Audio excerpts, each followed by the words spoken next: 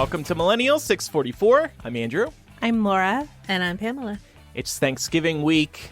We're taking next week off. We will miss you, but we're taking a week off. We haven't taken many weeks off this year, I think. So I wonder why. It's well earned. Yeah, we've had not much else to do, but now we're just, and we still don't really have much to do over Thanksgiving, but we're still being like, you know what? It's break time anyway.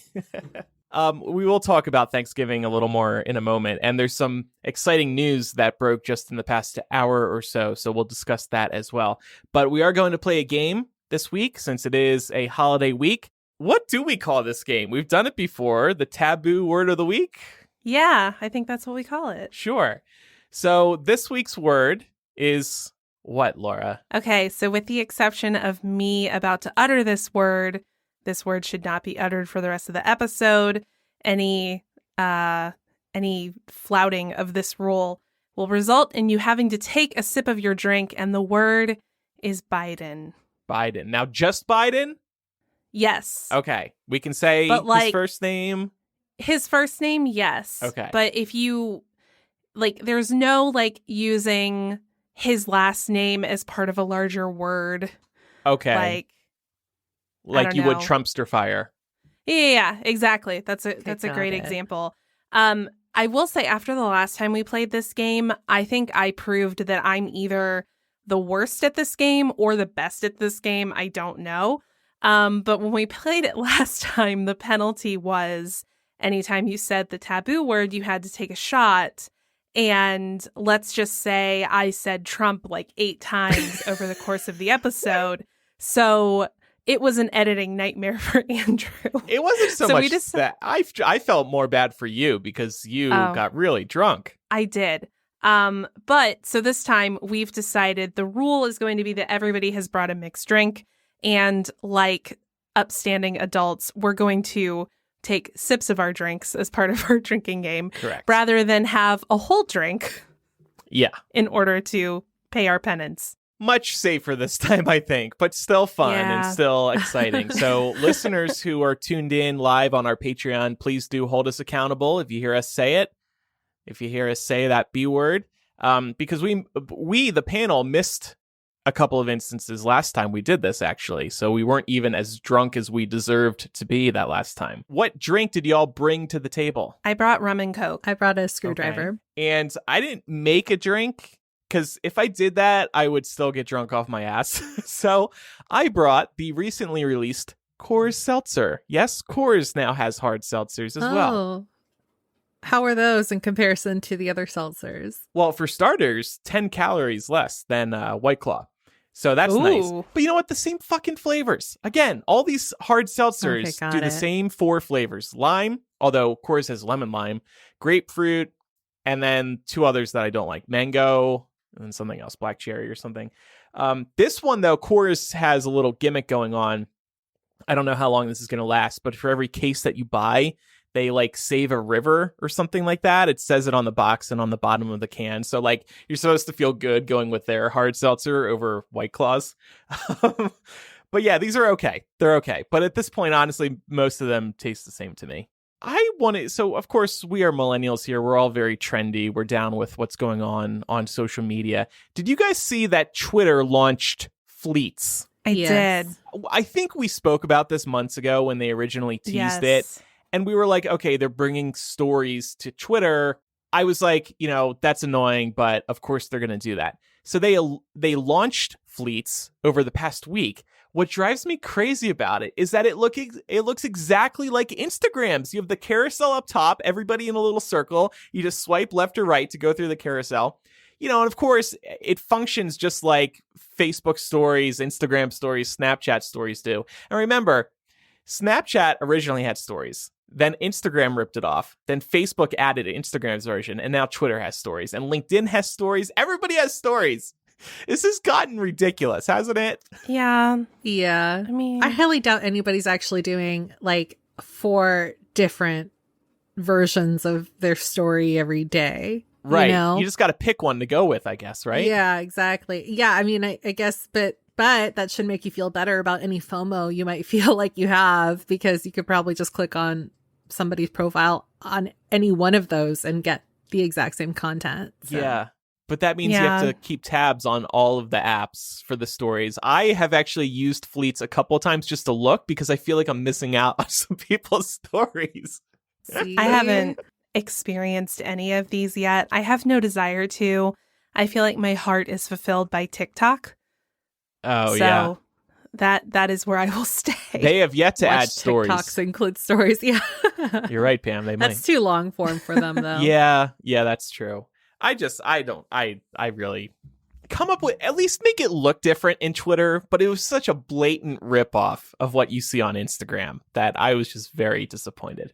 It should just look like normal tweets in your feed, but they disappear. Yeah. That's what I thought it was going to be. There are no original ideas anymon. I guess so. No. Doesn't that make you feel good? Like there's nothing to come up with anymore, so why even bother trying?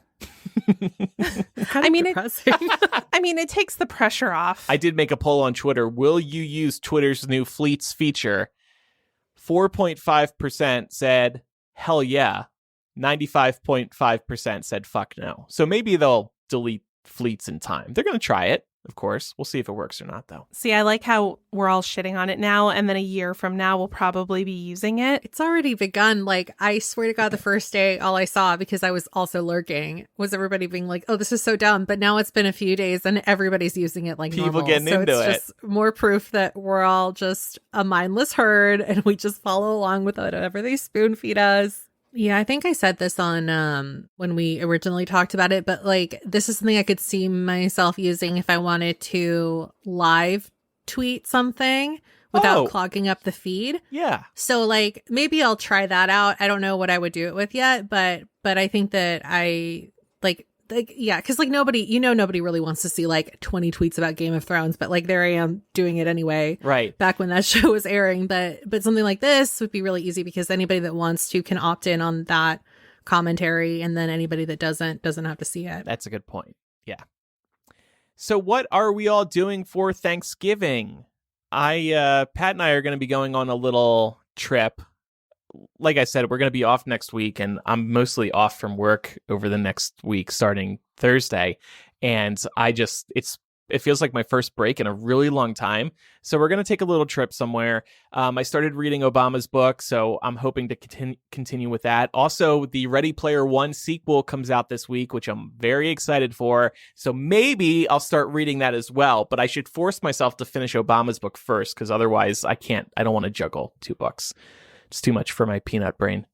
But that's about it. Just trying to relax and chill out. How about you two? Well, I too am listening to America's Dad. I have the audiobook. I will say, Andrew, I don't know if you've had a chance to listen to the audiobook yet, but as, seasoned podcasting professionals that we are, the audio quality of Obama's audiobook it leaves a lot to be desired. Wow. I don't know if you've had a chance. It really sounds to me, he has such a rich, like, bassy voice. Yeah.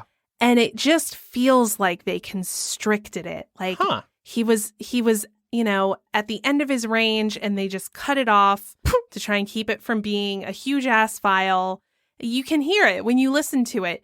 Put on headphones and listen to a clip. You will know exactly what I'm talking about. It's still super enjoyable to listen to, but given how often we have conversations about audio quality, it stuck out at me like a sore thumb, and it was really annoying. Wow. Yeah, no, I haven't noticed that.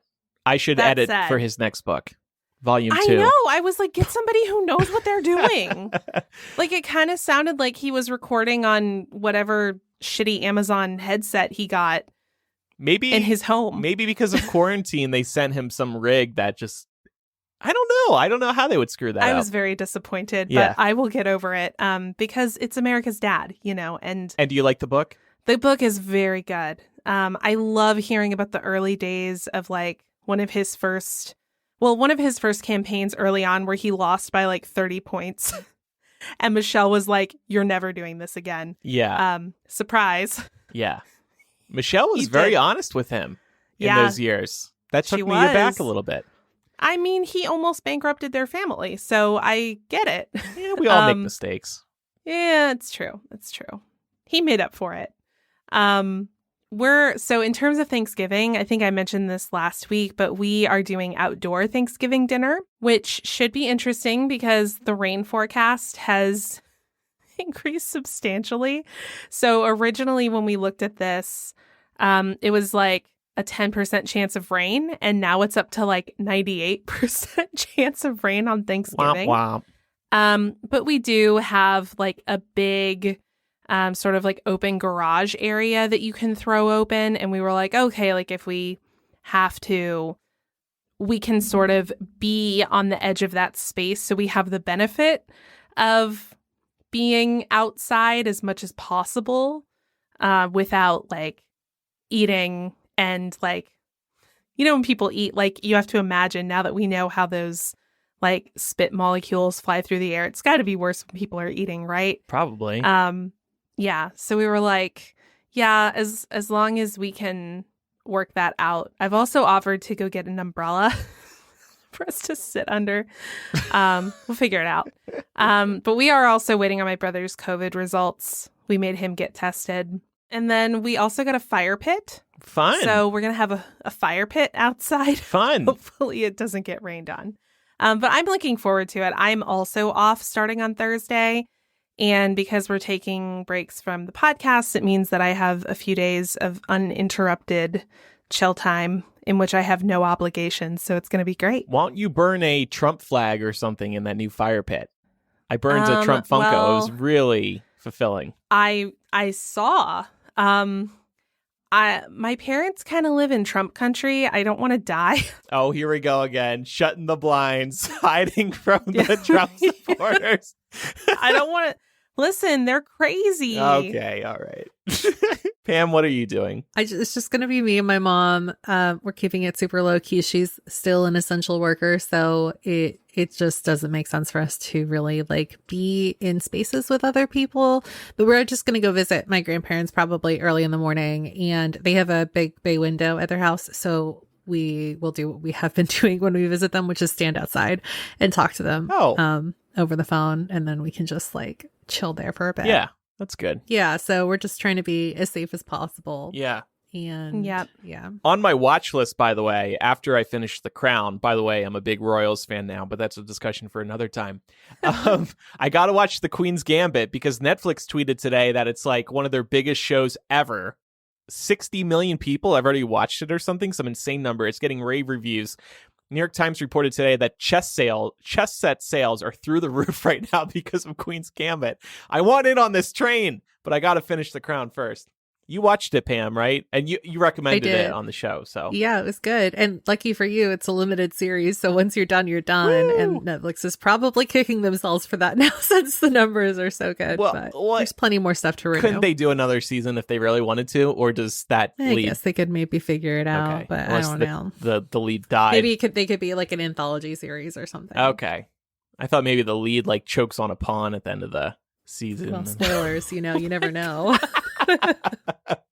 I'm just trying to figure out why it's a limited series. That's all. So they made it. It's like The Crown is technically a limited series, but they just extended the run. So you're getting it right on time because there's 2 more seasons left. Should I ask this corny question? What are we thankful for this year? Our health. Do you want the answer? Our family. I think our answer is probably the same. My core seltzer.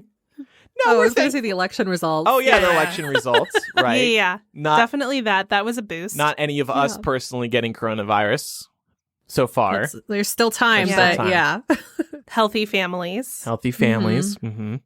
Yeah. Our listeners, of course. Yes. Yeah. All of you. Y'all really stepped up this year for us. Yeah, you really seriously. did. Mm-hmm. Yeah, this community is always worth being thankful for. Mm-hmm. I know we say it a lot, and I don't intend for it to sound trite, but y'all are the reason we get to do this every week, and we have so much fun hanging out with you. Yes. Coronavirus is not keeping people from traveling, though. You guys may have seen a few days ago the CDC told Americans, don't travel this Thanksgiving, y'all. That's dangerous. But this past Friday and Saturday, the TSA did more than 2 million screenings at airports across the country. That's the highest 2-day total since mid-March. So people are on the go, and that makes me very uncomfortable. Then again, 70 million plus people voted for Donald Trump. So are we surprised, really? No. No, what's going to happen is people are going to do their big ass family gatherings. And then 2 weeks later, there's going to be another spike. Mm-hmm. And people are going to be shocked. Shocked, I tell you, that this could happen. Right. And then it'll happen again for Christmas. It's just going to be the wave that never ends because people are stupid. What does frustrate me about this is when I see people doing this and then at the same time talking about how stupid people are with the coronavirus. Right. Like, wasn't your ass just on a plane? Like, right. Well, I said this, I think, in my Rage of the Week. You did. People are criticizing Trump's handling of the pandemic, and then in the next breath are talking about their upcoming trip with their friends who they don't live with. It's like, you're part of the problem. Also, speaking of part of the problem, I just wanted to see if anyone here saw Rudy Giuliani melting on live television this past week. Highlights of my last week. Yeah. I saw Twitter starting to go off in real time as it was happening. So I turned on the only channel that was covering the press conference, Fox News. And oh my gosh, it was a beautiful sight. It was hair dye running off his face. He was so hot that the hair dye was apparently melting out of his hair and just running down his face. The New York Times did a report on this, and they spoke to hairstylists, and hairstylists actually didn't feel like it was hair dye, which leaves you to wonder what the hell was melting off of Rudy's A lot of face. people just like, if they don't have time to dye their hair, there's touch-up sticks and stuff. So I could see it being something like that. But it just there was something so poetic about it that just made the whole situation look so unhinged. Yeah. Like even more so than it already was. This guy is leading your legal fight? What a joke. I know. The left doesn't... They couldn't even pay for him to go to a salon. Right. The left doesn't even have to try to make fun of people on the right. They do it to themselves time and time again. Yeah. And apparently blow their noses and wipe their face that too. With the same napkin. Rudy's a fucking joke. joke. Blew his nose into it and then used the booger side of it to wipe his face. What is wrong with... November wasn't a good month for him overall. I mean, first you have Borat. Right. And then the election. Right. And now this. And Rex brings up a good point. He says, imagine if that happened at Four Seasons Total Landscaping. That'd be amazing. Well, before I move on to some news, some exciting news, we are coming up on gift giving season. So why not give the gift of comfortable, washable, and sustainable Rothy's shoes? Find out why Glamour named Rothy's one of the top gift ideas you can't go wrong with, and why Allures says Rothy's is the eco-conscious gift you'll see on every list. That's because Rothy's makes shoes and accessories out of plastic water bottles. To date, they've transformed nearly 70 million bottles into beautiful shoes. And they are beautiful. Rothy's come in an ever-changing array of colors, prints, and patterns, as well as a range of different styles. I've been rocking my Rothy's flats in the point silhouette for the last couple of years, and they're easily my favorite on-the-go flats for bringing an outfit together. Mine are this lovely plum color with a blue racing stripe, so they add a fun pop of color to whatever I'm wearing that day. The fact that they're machine washable is also chef's kiss, because let's face it, feet sweat. It's so nice to be able to toss these in the wash and see them come out looking brand spanking new. Check out all the amazing shoes, bags, and masks available right now at rothys.com/MILL. That's Rothys, ROTHYS.com/MILL. Style and sustainability meet to create your new favorites. Head to rothys.com/MILL today. Let's see if our game will rear its ugly head. It's time for Jomentum 2021.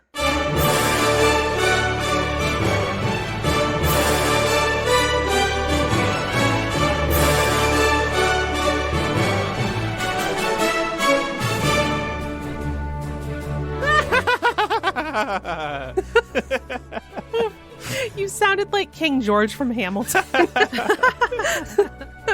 So this broke just before we started recording. Trump has actually kind of conceded the election because the General Services Administration head, Emily Murphy, gave the Biden campaign permission to proceed with the transition. This is something she's been holding off from doing for weeks now. It's been very infuriating because Biden needs to be in on national security secrets. You did it. It dropped. Oh, I thought you said it. No, this thing has this can has been teasing me. I know. Andrew's like, oh no, I have to drink. I've been craving it since I put it down right here. Thank you for catching that. Anyway, so it's important that the government acknowledge that Biden is going to be the next president. So now the transition can officially begin. I think you just did it again. Damn it! You're going to have to get another seltzer. Yeah, I know. I'm taking small sips. So after Emily released her letter, Trump tweeted, I want to thank Emily for her blah, blah, blah, blah, blah. In the best interest of our country, I am recommending that Emily and her team do what needs to be done with regard to initial protocols and have told my team to do the same. That last part surprised me. This is the closest he's gotten to a concession so far. He says he's still going to fight the election in court, but he is allowing the transition to proceed. It feels like election night again. I think it's that he doesn't have a choice. So rather than look like a complete fucking idiot, he's deciding to roll with it and make it seem like it was his idea all along. Yeah, he took credit. I gave her permission. No, you didn't. In Emily's letter, she said, I made the decision independently. Classic Trump. Taking credit for something that somebody else did 10 minutes prior. And yet his followership is now going to, call him a gracious king for doing what was best for the country. He conceded. Hillary still hasn't. Right, exactly. With grace and dignity. Yeah. It's like, let's just forget that he's literally been trying to sue every state that did not go to him. Yeah, and was hereby proclaiming states. I thought he was going to have a temper tantrum after Emily made this announcement, but he hasn't yet. We'll see what happens. Too. But I'm feeling better now because I really thought he was going to... I didn't expect him to flip this quickly. I was expecting a slower transition. I don't know. It's just getting so embarrassing, though. You know what I mean? Mm-hmm. Yeah. He doesn't like to lose. So at least if he concedes, he's not technically losing. Yeah. And Pam, I was also thinking, you'll understand this being a newswoman. Maybe he's just going to admit defeat right before Thanksgiving, like a holiday news dump, a Friday news dump. Like bury the lead. Right, just... Yeah, perhaps, right after he pardons the turkeys, he could just squeeze it in there. Yeah. Do you think that he's going to name the turkey after himself so that he'll be like, well, if I pardon it, and it's named after me, I'm kind of pardoning myself. That carries over to me, right? With the state of New York? Oh, yeah, I think so. I think that'll do the trick. And this news also comes as Trump and Rudy continue to lose case after case. It's just been really embarrassing, like I think, Pam, you just said. But also really good for the left to see because we just see them losing over and over and over. Michigan certified their results today, or voted to certify. Pennsylvania is probably going to certify this week as well. And what happened in Georgia, Laura? Oh, man. Being a Georgian right now is, well, if you're a liberal, being a Georgian right now is very, very sweet. So Trump lost Georgia for a second time. Georgia actually certified its results on Friday, which officially declared Uncle Joe as the winner of the election here in Georgia. But, Trump, he wasn't content with losing twice. So he's requesting a third recount. So even though Georgia has certified, he can still request a recount because the results were within a 5% or a 0.5% margin. Our Republican Secretary of State is kind of like, okay, dude, you can, but it's not going to change anything. It's not going to change a margin of 12,000 or so votes. So yeah, we get to watch him lose here a third time, which will be pretty fun. I wonder, be some nice elation I to wonder come back if to. they'll cancel that request. Is it too late? But now that Trump is, well, he did say he was still going to fight, so I guess he won't. Yeah, I don't think they'd need to. I mean, this recount is going to be a scan recount, so the second recount they did was a hand recount where they hand counted every fucking ballot. Mm-hmm. This one, they'll just be running everything through the scan or the machines, the scanners again, which should actually be more consistent than a hand recount is because it's not subject to human error. But there's also been some other drama in some other states. Andrew, you just mentioned Michigan. I don't know if you were following the Michigan drama last week, specifically in Wayne County, which houses Detroit. So Wayne County is just a very populous area where many of Michigan's votes came in. It was overwhelmingly pro-Joe, and, Joe very easily took Wayne County. But officials were in a deadlock last Monday night over certifying these results. So there were 4 officials, 2 Democrat, 2 Republican, and this split was right along party lines, with the Democrats wanting to certify and the Republicans saying no. They asserted that there were discrepancies with the ballots. And given the fact that they weren't asserting this about any other counties in Michigan at this point, but the one that contains Detroit, it's pretty obvious the particular voting block that they were going after here. So they're like not even trying to hide that they're racist anymore. Yikes. But what was funny was this lasted a grand total of 3 hours, during which the Wayne County Board of Canvassers got Zoom bombed and just like verbally assaulted for being fucking idiots. Nice. And then the GOP officials caved and voted to certify. Good. Dun, dun, and then dun, dun, dun. I feel like I want to come up with a more creative name than just Uncle Joe, but Uncle Joe is also naming cabinet members at the moment. We'll go over some of these in the weeks ahead. There is quite a bit that we want to cover today. But yeah, some of the picks look really promising. John Kerry, someone who we would all probably recognize. Yeah, he's back. Janet Yellen, that's a big deal for Treasury Secretary. Mm-hmm. Several others. Oh, so refreshing to see. Oh my gosh. I know. All these people are legit. They're not the antithesis of the department that they're representing. They're not crooked. They're not corrupt. Love it. Love it. Love it. Love it. Cup of Joe, you could also call him. He's like a shot of energy. I love that. Yeah. That's cute. Morning Joe. Pam just shook her shoulders. That guy sucks. I hit her coffee heart with that one. You did.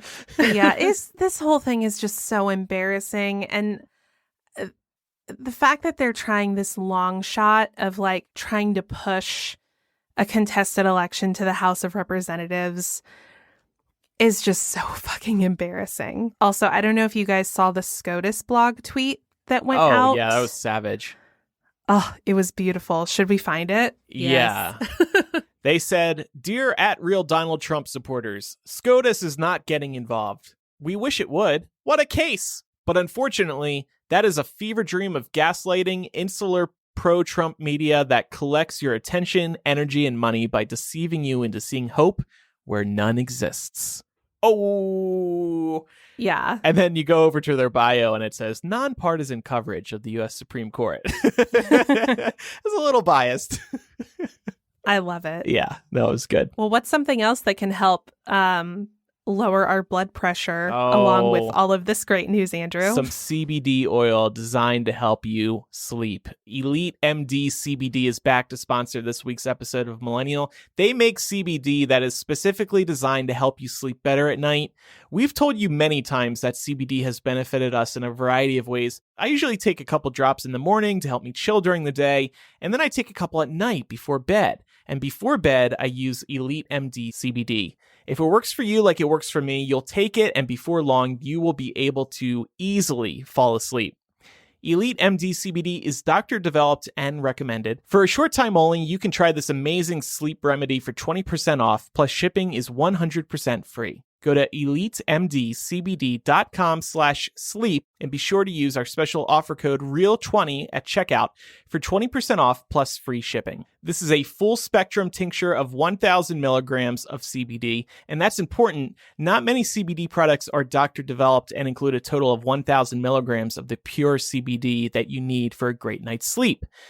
Again, that's elitemdcbd.com/sleep. elitemdcbd.com and add that slash and then the word sleep. Then use the offer code REAL20 for the extra 20% off and free shipping. Again, REAL20 at elitemdcbd.com/sleep. Okay, it's time for the Rona Roundup. I'm going to play the effect today because we're in a good mood, other than coronavirus.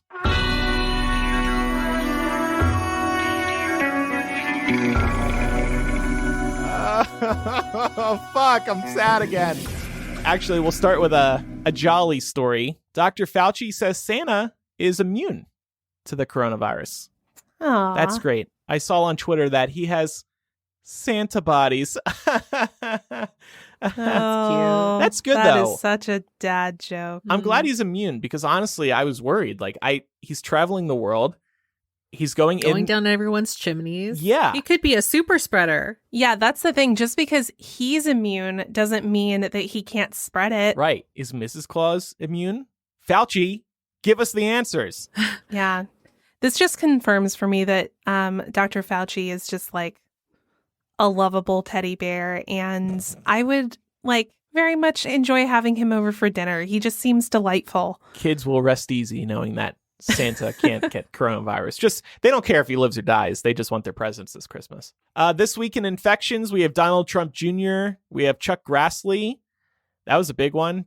He's a 84-year-old U.S. senator. Yeah. And then somebody in Georgia, Laura? Oh, yeah. Kelly Loeffler. She's one of the senators who is running in our special election coming up in January. It's kind of a maybe on her. She initially tested positive. And then she took the test again and tested inconclusive. And then she took it a third time and tested negative. So I think we can put her in the maybe column. She's been running around without a mask, having lots of rallies with David Perdue and Trump and Brian Kemp and all these people. So it's not out of the realm of possibility that she could have the Rona. But again, it's like you would think after all this time, they could figure out what the common denominator was here. They don't. And I know the right would say to this, oh, they're just not announcing their tests. But have you noticed that the left, prominent people on the left, are not getting coronavirus? And what's the difference there? Masks and social distancing are not a 100% guarantee, but they cut down on the chances by quite a bit. Mm-hmm. So yeah, it's just evidence as to who is taking science seriously versus who is not. We also got another vaccine update, the third one in as many weeks. AstraZeneca's vaccine is 90% effective, they are reporting. The other two are also more than 90% effective. Yeah, how are y'all feeling about the vaccine this week? I know last week we were feeling a little bit hopeful, but trying to temper our expectations. I mean, these trials are still ongoing, right? So it's all about whether it stays at 90% effective or if it starts dipping, right? I would imagine so. I mean, I honestly don't know a ton about the testing protocols that happen here, but my assumption is that all of these major companies making these announcements mean that they think they're close. Right, because to the end of their trial periods. Yeah. The other thing is that there's talk of vaccines starting to go out by December, so they have to be close, I think. Yeah. And those would be for people, immunocompromised or who need it most. Essential workers. Rich people. Right. I'm sure a lot of places are already also just to get prepared, trying to figure out how they're going to distribute them. Yeah. As soon as it's available. So, I mean, I know it sucks to keep waiting on these companies to get it right, but it also does afford counties and states and stuff like that a little bit more time to figure out how they're going to do it in an orderly fashion. And I've read that these vaccines are going to have to be kept extremely cold. So that's a bit of a challenge as well. Some of them are. I don't remember which one, but there was one of these vaccines that was around 90 to 95% effective that did not have the cold storage requirement. But as far as I know, every single one of these is a double dose situation where you have to get a shot and then wait a few weeks and go back and get another shot. Oh, really? Mm-hmm. That's crazy. The pharmacies are going to be busy as fuck. Yeah. I mean, it's kind of like, it's obviously not the same thing, but there are other vaccines that you have to get in a series. Like if you ever got the HPV prevention shots, like that was a 3-series shot you had to get in order to build up a full immunity. So this is normal. I predict that 6 months from now, we're going to be talking about our time in the coronavirus vaccine line. And how we waited like 10 hours and got there at 12:01 a.m. It's like midnight. It's going to be like party. Voting, yeah. Yeah. If they're smart, they'll do it by section. What do you mean sections? I don't know. I'm just thinking about like zoning now because like my life every fall is wildfires and every like area of the county has a zone. So you're only supposed to evacuate when your zone gets, told to do so. It's like boarding groups on a plane. Exactly. Come at a certain time. Fast pass. Yeah. I think public health officials do something like this, but instead of it being by like geography, it's by risk factor or like risk group. So I was watching Dr. Fauci talk about this, and he was talking about how like the first group is going to be, essential healthcare workers and the immunocompromised. And then it sort of goes down the chain depending on how high of a risk factor you are. So I would imagine this panel, we're not going to be highest priority for getting it. Yeah. But he did seem to think that it would be widely available to the general public by April. Okay. So, yeah, I've got my fingers crossed for that. I would be very ready Easter. for it. Yeah, I know. He has risen. The vaccine has risen. I know. Hey, you know what? Trump just got the year wrong. He said it was going to be gone by Easter. Reopen the churches. Let him in. Let him in. 10 out of 10, that's going to be his tweet if it happens. It'd be fun if they had some extra vaccines next month. Like they didn't need them for, those who need them most. And like they gave them away in like game shows or like a lottery system or something. Like, oh my God. That sounds like the Hunger Games. It does. Like a trivia contest. Trivia HQ can come back and the winner I'm just imagining Stanley Tucci like throwing vials into a crowd being like, fight for your vaccines. Welcome to the first annual coronavirus vaccine competition. Everybody gets dressed up. Big deal. It's a fucked up thought. We get to give away a single vaccine on the podcast. Sorry, I'll stop. I think that's too much power. We should not be trusted with that. The podcast would become so popular, though. That's what I'll do. In a bad way, we'd be like that fucking douchebag who increased the cost of EpiPens and insulin. Oh, right. Yeah, that guy was awful. God. Well, this is Rona-related news, but also it's kind of Alora's Rage of the Week because I'm really angry about this. So this story came out of Vox, specifically about Texas county jails, although you could probably find similar trends happening all over the country. 80% of inmates who died of COVID in Texas county jails were in pretrial detention. That means that they were not yet convicted of a crime. These were simply people who were in detention before being convicted of a crime, but were not able to post bail. AKA, they were too poor to pay their bail. Wow. So they stayed in jail and they died of COVID, 80% of them. So that includes people who had been approved for parole and were awaiting release, people who were eligible for parole, and people who had already served a significant portion of their sentence. This is disgusting, and another example of how being poor is criminalized in this country.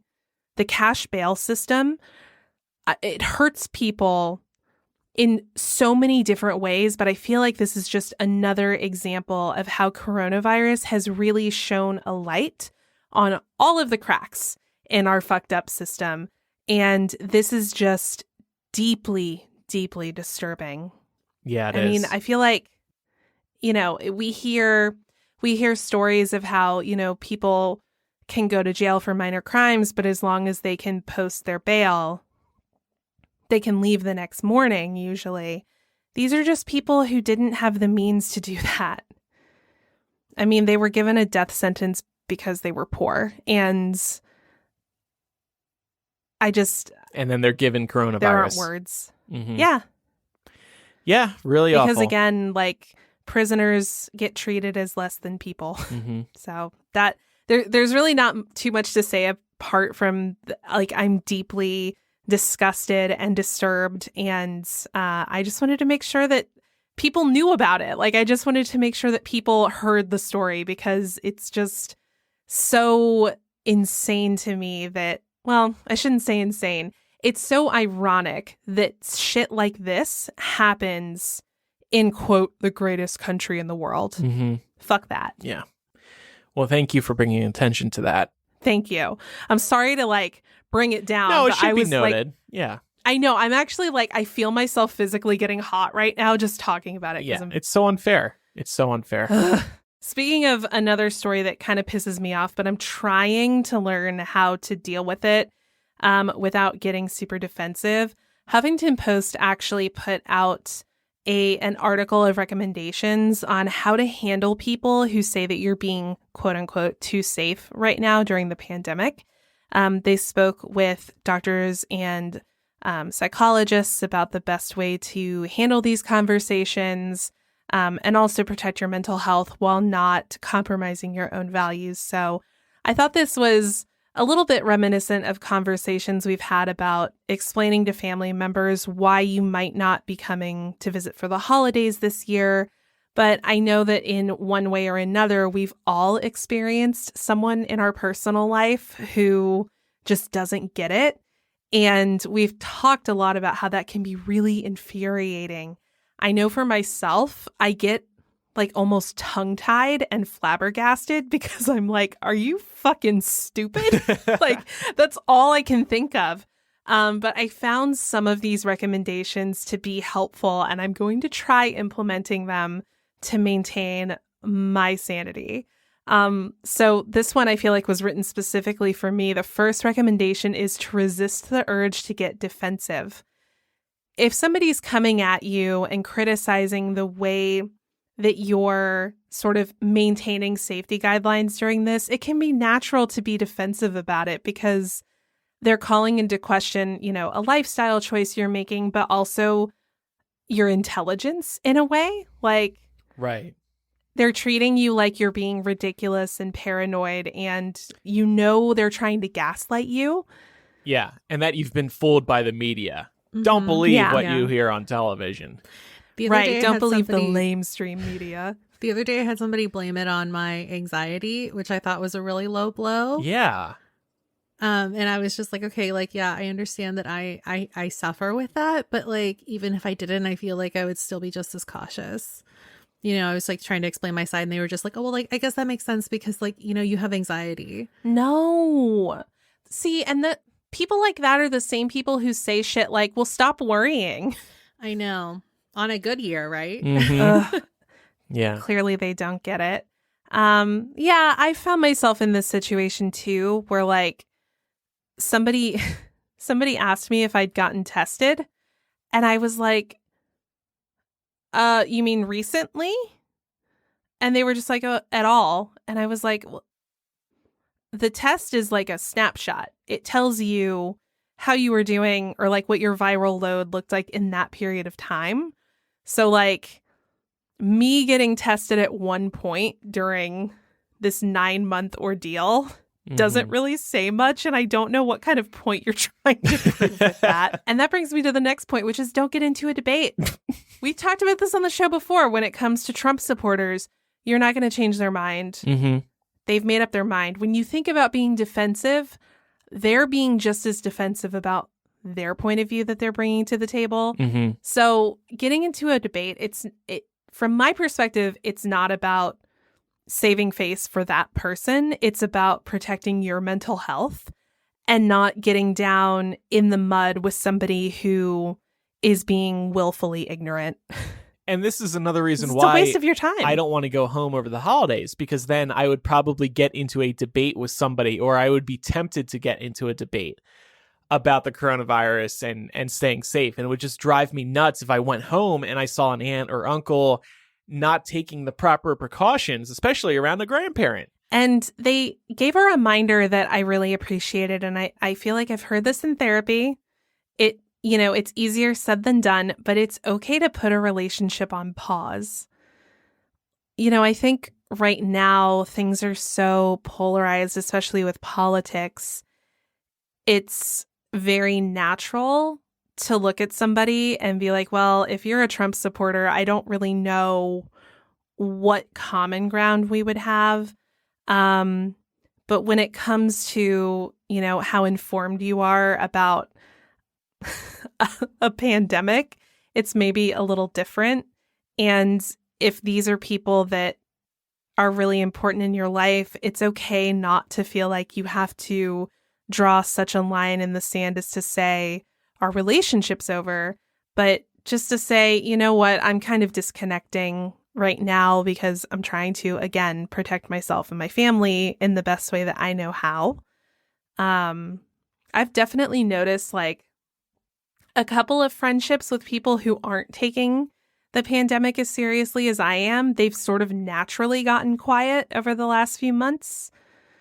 Nothing bad's happened and no arguments have come up. It's just like, I think we implicitly know there's never going to be an agreement on this topic. So we've just kind of left each other alone. Mm-hmm. That's good. Have y'all noticed this at all? No, not really. I think most people I know are on the same page as me. So I was just going to say that I think that people are still asking in the hopes that I will be singing a different tune. It's just kind of like, no, I'm still chilling the way I've been chilling all year, and I'm happy to keep doing that until, we're more in the clear. Yeah. They also have this point here to understand it's probably not personal. I feel like that's pretty self-explanatory. But this next one, this is another one I'm going to struggle with. To validate the other person's emotions. Yeah, I don't think you need to do that. I guess their point is like maybe your parent really wants you to come home for the holidays, or your friend really wants to see you for some particular reason. So I guess it's just understanding that perspective. But they also need to understand your perspective, and then you should just net out at agree to disagree, move on. Yeah. I think it's also really hard for me to trust the judgment of somebody who's being stupid right now. Like, I'm not going to go out of my way to be a dick to anybody, but I know people who are out there living their best lives right now. Like, nothing is wrong. And that impacts my trust with that person. Like, I'm not saying that I'll never hang out with them again, but like, I don't know. I'm just saying, like, if I ended up in a life or death scenario and I had to phone a friend, I think this pandemic has shown me which people I'm not phoning. Yeah, you're right. Yeah. And then, of course, they're saying to offer alternatives for socializing. I feel like we all know this. And then the final point, judgment is inevitable. Another great point. I feel like we all learn in therapy. Such is life, too. People are going to judge you all the time. Yeah, and you're going to judge people. Like, bear that in mind, as much as they might judge us for our decision to stay safe, we're definitely judging them for not. So I think that's one of those areas of acceptance. But I will say, I'm going to struggle with resisting the urge to get defensive and validating the other person's emotions. Yeah. But I'll try. Yeah, try. Huffington Post says try, so try. Right. I appreciate them, so I will try. And Pam, California's locking down again, right? Yeah, Daddy Newsom put us on a timeout, and honestly, like, we should be on one because there have been spikes. So there's a mandatory curfew that went into effect on Saturday for any county that's categorized in the purple tier. So there are counties that have had more of a spike in cases. It's only going to last a month, and it's really honestly not that bad. Basically, all non-essential workers and all non-essential work and gatherings must stop between 10 p.m. and 5 a.m., but you can still do stuff like go to the grocery store or pick up takeout or walk your dog after curfew starts. So I don't understand why people are so pressed about this. And yeah, that's basically it. This does not affect me at all because I don't go out. I'm not really out past 10 p.m. anyway. Right, pandemic or not. But does this actually help? Because how many people are out past 10 p.m. during a pandemic? That's what I'm saying. Like, I honestly it doesn't really affect me, so I understand that. But I think that even before, when they were still contemplating this, and Gavin had floated the idea, officials or some experts had said that it wasn't really going to help curb very much. But I guess they're just kind of hoping that people won't get together for Thanksgiving, for example, which is why they started it, you know? Well, you can go to Thanksgiving, but you got to be back by 10 p.m. Yeah. Well, yeah, 10:01 is when the virus comes out to play.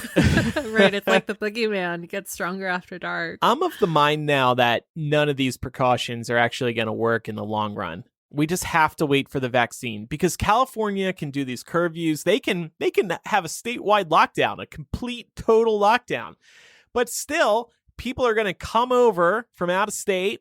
Assholes like me in Nevada, people to the north, people are going to fly in. Coronavirus is going to continue coming in and out of every state, of every town. It's just impossible to contain unless every person in this country, we shut down the borders and every single person in this country stayed in their home or bought a hamster wheel to move around in. You know what, though?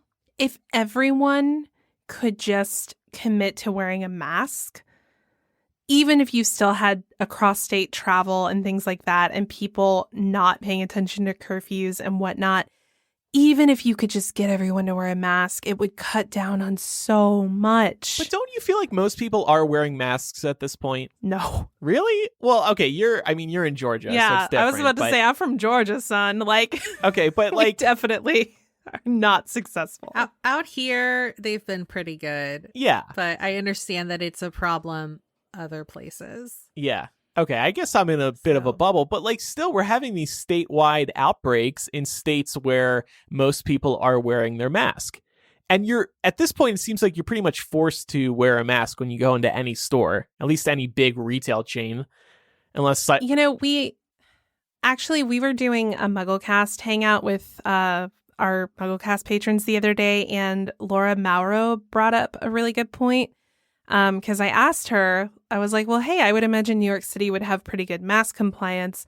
But she was like, yes, the compliance is high, but are people actually wearing it correctly is the question. Yeah, that's true. So I think that in a lot of these places, you're probably right that people wearing masks, they are doing it.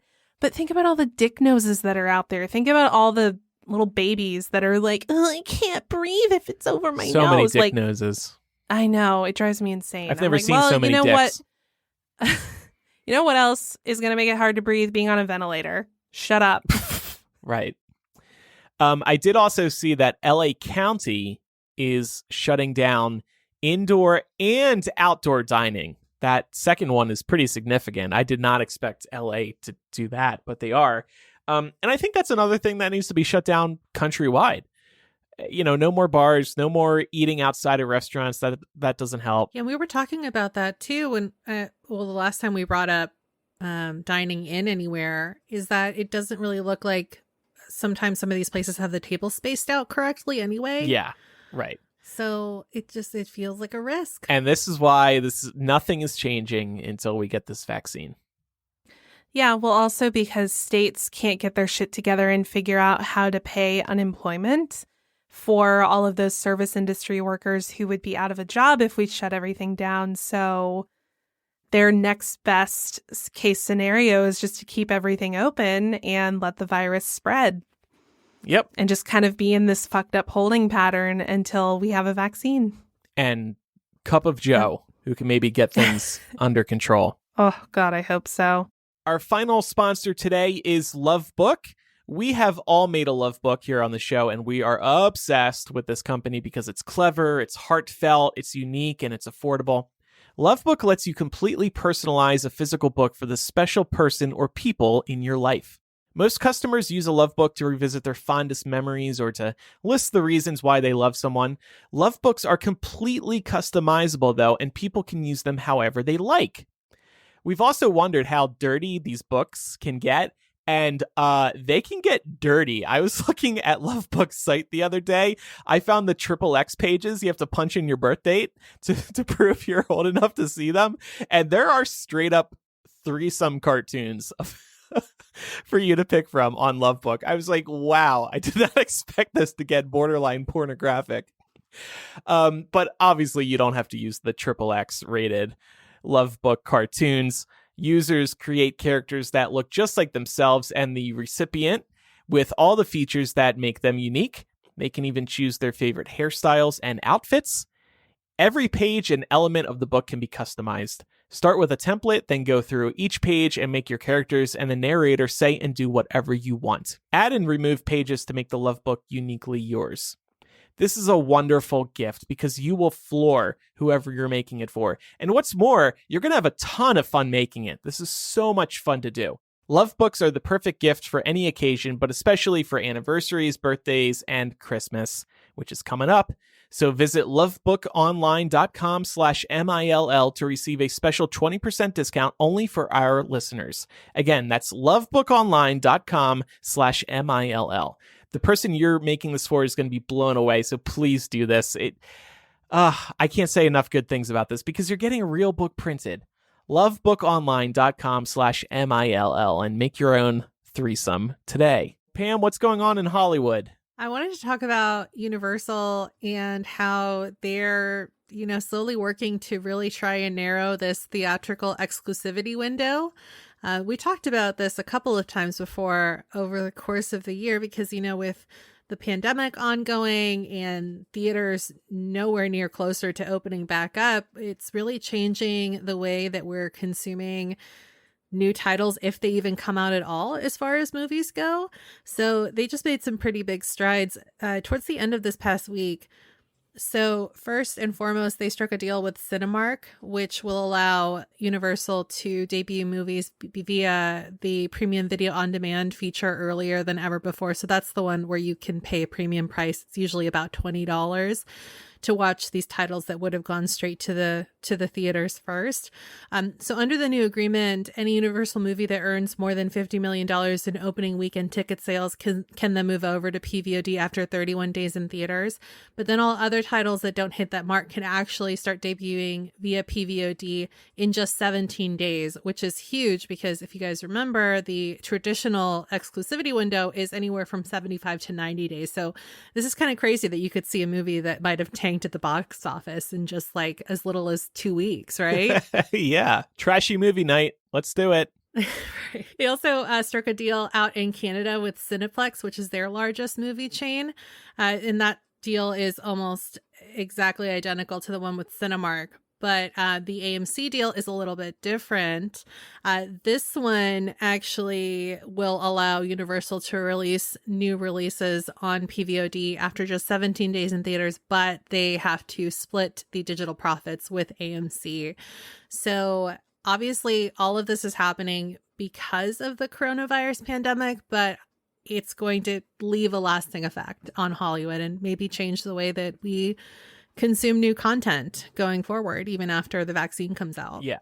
I can't believe how badly theaters have studios by the balls. Yeah, I know. Isn't that crazy? The theaters need the studios more than the other way around. So this is all very pathetic to me that they try to play nice with the theaters. Meanwhile, we touched on this a couple weeks ago, but there's since been an update. Wonder Woman 1984 is going to premiere on HBO Max the same day it comes to theaters. So that's a very big deal. And I do find this agreement interesting, the first one that you highlighted, Pam, that any Universal movie that earns more than $50 million in opening weekend ticket sales can then move over to PVOD after a month in theaters. So it's like, hey, you did great at the box office. We don't need you in theaters anymore because we've already made a ton of money off of you at the popcorn stand. So you can go ahead and debut on Apple TV now. That's interesting. I feel like that's a good compromise if they have to be held by the balls by these theaters. Right. And realistically, honestly, you know, it's precious real estate inside a movie theater, even in these bigger cineplexes. So if a movie has kind of slowed down in terms of making profit, you don't necessarily want to hog up that space when new movies are coming out every week on a good year. True. So, right. Yeah, I guess. And I mean, I am not as well versed in the entertainment field as you two are, but I don't get why the studios want to force people to go sit in movie theaters. Yeah. Like, I just don't get it. To Andrew's point, like, I just don't see the connection. I think it's just like a traditional thing, you know, kind of like how we've talked before about how there's this big controversy right now in terms of award shows and how some people that are involved in the Oscars would prefer that movies that debut in streaming don't, you know, qualify for the bigger awards. And then some people say that that's just like the way the industry is going now, so we should open it up to everybody. Hollywood is very like old school that way in terms of some things. And I think that even just like when you look at the way that movies are being made, a lot of these movies are still being made with larger screens in mind. So something like Avengers Endgame, you know, you want to see that on the largest screen possible because that's the way that it was made. And surrounded by other people. That's very important too. Yeah, that's true. It's a community event situation. Right. Well, I don't think any of us want community event situations right now. True. It's just, it seems so tone deaf to me. I mean, as you mentioned, Pam, this is the way the industry is going anyway. And then coronavirus, I think, has given it its final push. Like, I'm not saying that movie theaters should never be a thing and they should all just shut down, but it seems like you would do a lot better not to fight the natural ebb and flow of the way society is working right now. I think, yeah, I don't think we're going to see large movie theaters be built anymore because they're not on the way out completely, but less people are going to go to the theater to see things when there's so much available to them at home.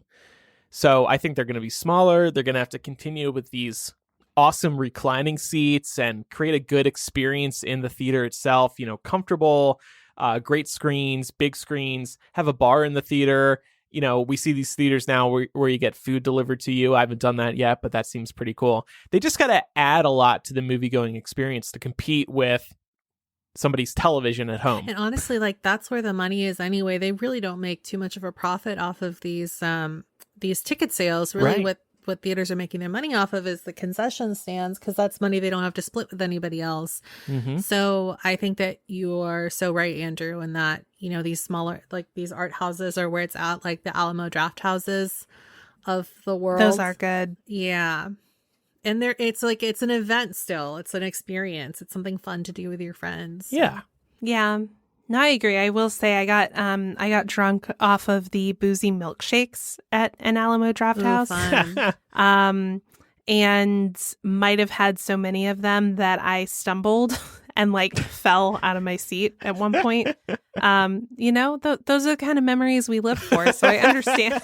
Right. I understand the nostalgia, but I'm just like at the expense of a public health crisis. Like, right. It's just there's no comparison at that point. Mm-hmm. Mm-hmm. Well, okay. Before we wrap up with some recommendations this week, we just wanted to say that most importantly of all, this episode was sponsored by listeners like you. It means so much to us here at Millennial to have your support because it allows us to make time for the show that we love week to week. And we want to give our latest patrons a shout out. They are Ashley, Dana, Morgan, Madison, Ava Maria, Danny, and Rachel. Welcome, and we are so pleased to have you. Yeah, we are thankful for you. For you. And if you're interested in supporting the show, there's tons of great bonus content available exclusively at patreon.com/millennial. We're talking our flagship Benefit After Dark, the Millennial Variety Show, our Discord where you can chat with us and your fellow patrons, access to our live recording studio every week, and so much more. And even if you're not in a place to part with your hard-earned dollars, you could still support the show by subscribing to us for free on your favorite podcasting app and leaving a review. We know it's been a rough year, And we are so appreciative for your support, financial or otherwise. Again, thankful for all of you. Yes, thank you very much. And one of those benefits, of course, is After Dark. What are we doing in After Dark today? So we've got a little bit of a mixed bag. We've got some surprise bitch. We've got some feedback from a previous episode of After Dark. And then I also found some kind of like cringe stories from around the internet about people's cringy Thanksgivings that we're going to share and maybe relate to. So that'll be available at patreon.com/millennial. When you do pledge, you get a custom RSS feed that you can pop into many podcasting apps so you can listen to the bonus content and ad-free Millennial just like you do regular Millennial. Time now for recommendations.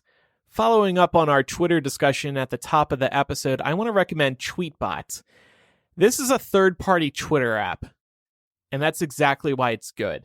There are no ads in it. I don't know how they get around this, but there are no ads in it. It is missing some Twitter features, like you don't see the polls, you don't see the fleets, you don't see some of the other Twitter features that have launched in the past couple of years. But the reason I'm recommending it is because it's just a very clean Twitter experience. So if you're just on Twitter for the tweets, check out Tweetbot. I think it's like $5. It's going to be well worth it. I would like to recommend a beer from a local brewery here, Pontoon Brewing. So if you're in the North Georgia area or you somehow have access to beers brewed in Georgia, I would recommend Gingerbread Murder Scene. It is a stout, so a nice dark beer if you're into those, but it has the nicest, like very subtle hint of gingerbread flavor to it. It's not overpowering. Sometimes these sweet dessert-inspired beers are too sweet for me, but this is very subtle. It's really good. You probably only need one. They're definitely stouts. You know, they're a heavier beer. You don't need too much, but it's a very pleasant drink.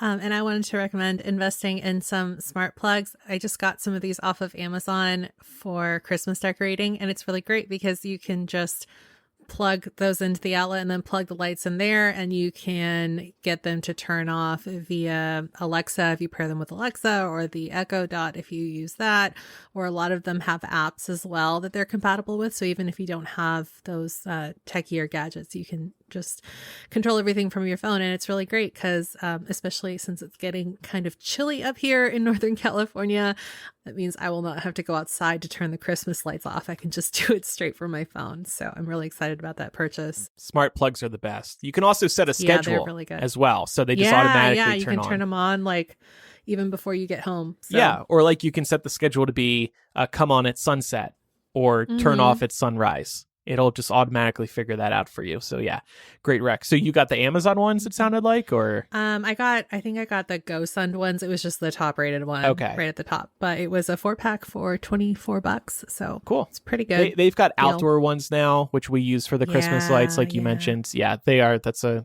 great recommendation. Game update. So I think I'm the only one that said the B word.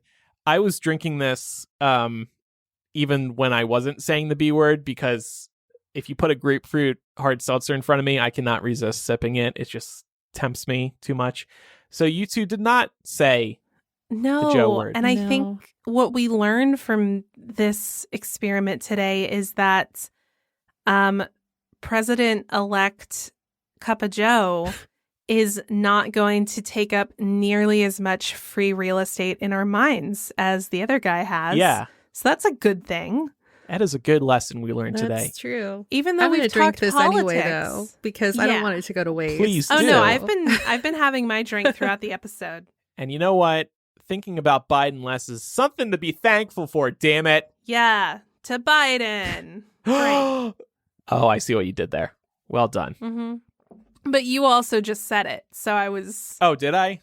I've had like 30 sips in the course of the past hour or so. Oh, Andrew's wasted.